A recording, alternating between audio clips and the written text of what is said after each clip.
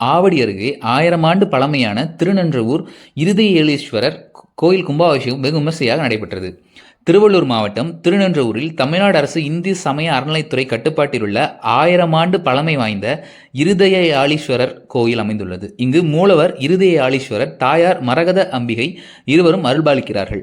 இத்திருத்தலம் பூசலார் நாயனார் அவதரித்த தலமாகும். பூசலார் இறைவனை தன் இதயத்தில் வைத்து பூஜித்து கோயிலை கட்டியதால் இங்குள்ள சிவபெருமான் இருதயயாளீஸ்வரர் என பெயர் பெற்றவர் ஆவார்.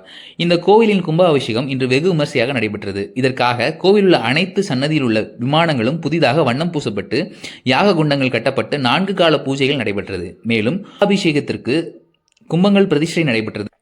இன்று காலை நடைபெற்ற ஜீர்ணோத்தமன அஷ்டபந்தன மகா கும்பாபிஷேகத்தில் புதியதாக பிரதிஷ்டை செய்யப்பட்ட மூலவர் சிவபெருமான், ஸ்ரீ இருதயாளீஸ்வரர், மரகதாம்பிகை கொடிமரம், விநாயகர், சுப்பிரமணியர் உள்ளிட்ட ஏனைய மூலமூர்த்திகள் மற்றும் பரிவார தெய்வங்கள் ஆகியோருக்கு பிரதிஷ்டை செய்யப்பட்ட கோபுர கலசங்களுக்கு புனித நீர் சிவனடியார்கள் 50க்கும் மேற்பட்ட பெருமக்கள் ஒன்றிணைந்து ஆகம முறைப்படி வேத மந்திரங்கள் முழங்க அஷ்டபந்தன மகா கும்பாபிஷேக விழா நடைபெற்றது.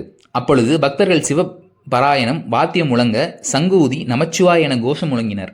2000க்கும் மேற்பட்ட சிவ பக்த கோடிகள் கலந்து கொண்ட சிவன் அருள் பெற்றனர். நிகழ்வில் கலந்து கொண்ட அனைத்து பக்தர்களுக்கும் அன்னதானம் சிறப்பான முறையில் வழங்கப்பட்டது. வணக்கம், நான் சொற்பொழிவாளர் சுமதி ஸ்ரீ. இன்றைய தினம் திருநின்றவூர் இருதயாளீஸ்வரர் கோவிலுடைய திருக்குட நன்னீராட்டு பெருவிழா மிக சிறப்பாக நடைபெற்றிருக்கிறது.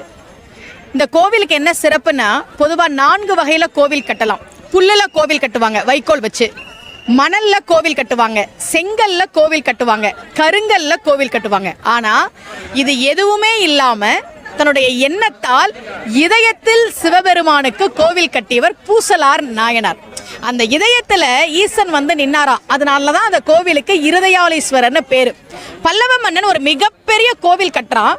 கும்பாபிஷேகத்துக்கு சிவபெருமான் வரணும் அப்படின்னு வேண்டுகோள் வைக்கும்போது சிவபெருமான் சொன்னாராம், நீங்க பாருங்களேன், நிறைய பண்டிகைகள் வரும்போது கிருஷ்ண ஜெயந்தியா இருக்கட்டும் அல்லது வரலட்சுமி விரதமா இருக்கட்டும், நவராத்திரியா இருக்கட்டும், நிறைய செலவு பண்ணி பிரம்மாண்டமா பண்ணணும், அதுதான் முறைன்ற மாதிரியான ஒரு எண்ணம் இந்த சமீபமா இந்த சோசியல் மீடியால போட்டோ போடுற காலம் வந்த பிறகு மக்கள் கிட்ட வந்துருச்சு.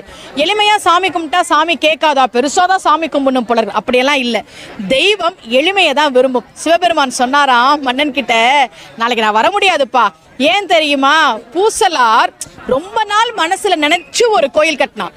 நீ நின்றவூர் பூசல் அன்பன் மனதில் நெடுதினால் நினைந்து செய்த நன்று நீடாலயத்தை நாளை நாம் புகுவோம். நாளைக்கு அந்த கோயில் கும்பாபிஷேகத்துக்கு நான் போறேன். அதனால நீ நாளை ஒளிந்து பின் கொள்வாய், நாளைக்கு கும்பாபிஷேகம் வைக்காத, அப்புறமா வச்சுக்கோ என்று கொன்றைவார் சடையார் தொண்டர் கோயில் கொண்டருள போந்தார் என்று தெய்வ சேக்கிழார் எழுதுகிறார். அப்போ சிவபெருமான் மட்டுமல்ல, எல்லா தெய்வங்களும் எளிமையை தான் விரும்பும். அப்பா என்கிட்ட பணம் இல்லையே, உனக்கு கோவில் கட்டுறதுக்கு பணம் இல்லையே, விளக்கு போட கூட பணம் இல்லையே, நான் ஏழையா இருக்கேனே, என் பிரார்த்தனையை நீ கேட்பியா அப்படின்னா தெய்வம் சத்தியமாக உங்கள் பக்திக்காக உங்களை தேடி வரும் என்பதுதான் பூசலார் நாயனார் நமக்கு சொல்லக்கூடிய செய்தி. அவருடைய வரலாறு நமக்கு சொல்லக்கூடிய செய்தி.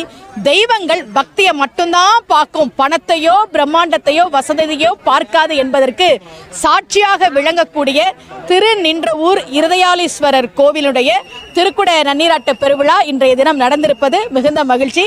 பக்தர்கள் அந்த கோவிலுக்கு போகணும். அம்பாளுக்கு மரகதாம்பிகைன்னு பேரு, சிவபெருமானுக்கு இருதயாளீஸ்வரர்னு பேரு. போங்க, தரிசனம் பண்ணி பயன்பெறுங்கள். நன்றி.